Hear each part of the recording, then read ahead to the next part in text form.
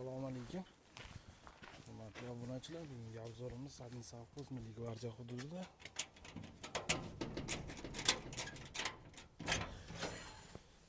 ikki sotixli xonadonimiz bo'ladi. Xonadonimiz 100% pishgan g'ishtdan. Kanalizatsiya bor. 3 xona 120 kvadrat. Asosiysi hamma xonalarimizda oynasi bor.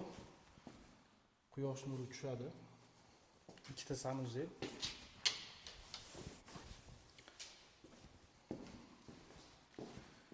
İkitadan sanuzellari bor.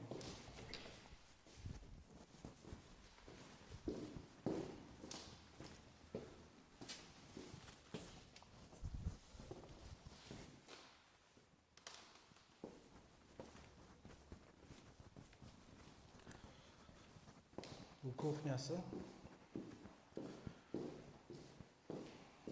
Gaz kirib kelgan. Duf kontrlar bor. Отопление 100% qilingan. Ushbu xonadonimiz obzorini to'liq videosini 1 soatlarda chiqaramiz. E'tiborlaringiz uchun rahmat.